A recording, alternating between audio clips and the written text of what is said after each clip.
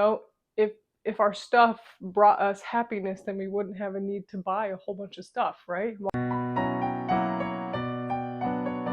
Hi guys, it's Ellie here, and thank you for joining me today on my channel. I have a couple of thoughts today that I had while I was at an estate sale today. So I just wanted to share some of my thoughts, and I hope that this can impact you in a positive way and maybe give you a little bit of something to think about. So today's topic is going to be about stuff, material possessions, things. And there's a verse in the Bible that talks about this. And I need to go get my Bible so I can read it for you. So 1 second, I'll be back. All right, I'm back and I have my Bible with me. So let me read you the verses that I was talking about. So I'm in Matthew 6, and it's verse 19 through verses 21. It says, "Do not lay up for yourselves treasures on earth, where moth and rust destroy, and where thieves break in and steal. But lay up for yourselves treasures in heaven, where neither moth nor rust destroy, and where thieves do not break in and steal. For where your treasure is, there your heart will be also." So that verse is basically talking about material possessions. It's saying don't store a whole bunch of things, stuff, possessions, where it can go bad, basically. It can either rot, or it can rust, or people can come in and steal them. But instead, lay up treasures, or find things that have more worth that will last into eternity, such as like joy and peace and helping others.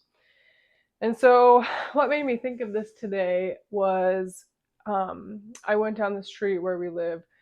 We live in a pretty nice neighborhood. We are renting an apartment in this really nice neighborhood, but there are some really big, nice houses around us. And one of them was having an estate sale. So I thought, well, I might as well go in and kind of check what they have. Maybe there's a good deal on something that we might need, such as we need some new bowls because some of ours broke. So I went in and I was looking around. It was a beautiful house, lots and lots and lots of stuff, lots of clothes, lots of furniture, lots of collector's items, different paintings, things like that. And I got really sad as I was walking through this because I was thinking, this is somebody's possessions. Granted, they probably passed away. I've seen the couple that was at that house, and it was an older couple, so I'm guessing that they both had passed. But it just made me really sad. Like, here we are, tons of people in this house. This old couple passed probably not too long ago, and there are tons of people just going through their stuff, right? They're rummaging through their goods, they're looking to see what they need, they're buying stuff. And I'm thinking, like, what is the point of having so much stuff? Because when it comes to be your time to die, either it's going to get thrown away or sold, or like an estate sale or a garage sale that happened today, and that it's just going to be a whole bunch of people come in and buy it, and it's your stuff and you don't get to take it with you when you die.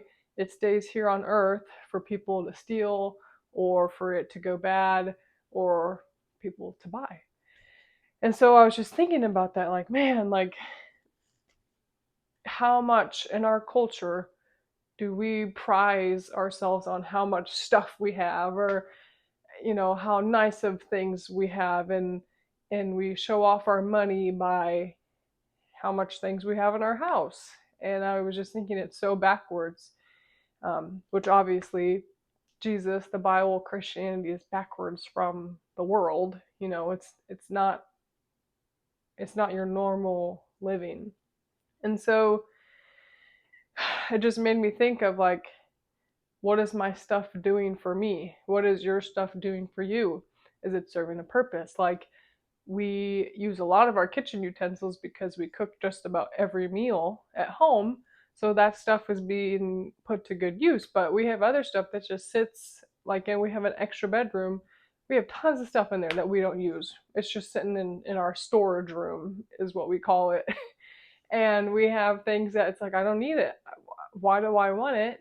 And why do I want more? You know, I went to this estate sale looking for something that we needed, but I also was looking for something like, oh, maybe if they have a good deal or something I'm interested, I'll buy it. But do I really need it? Is it going to make me happy? Is it going to bring joy to my life?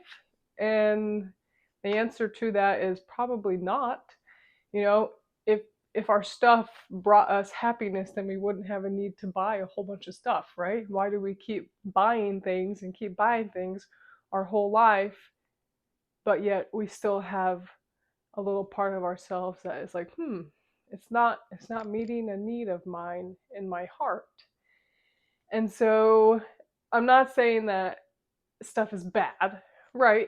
Everything has a purpose, like your spatula has a purpose or your dresser holds your clothes, but it's just the extra stuff that I'm talking about is that it's not wrong to have those things, but where are those things in your heart? You know, are those things taking a really big space in your heart where you're looking for those things to bring your joy or happy, or maybe you're not willing to let go of some of your stuff, then I think that would be a problem.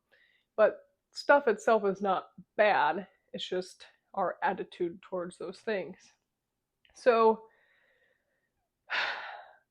just I'm just thinking a lot about our American culture and how everything is trying to be sold to us, and you walk out your door and it's buy this, buy that. Why do you need solar panels? Why do you need this luxury couch? Why do you need the next new iPhone, right? And I and it's just when you learn to be thankful, when you learn to be thankful for what you have, your desire for the new stuff starts to diminish. Now, it might not totally go away. Um, you know, a personal testimony of mine is I've been really struggling with contentment and what we do have.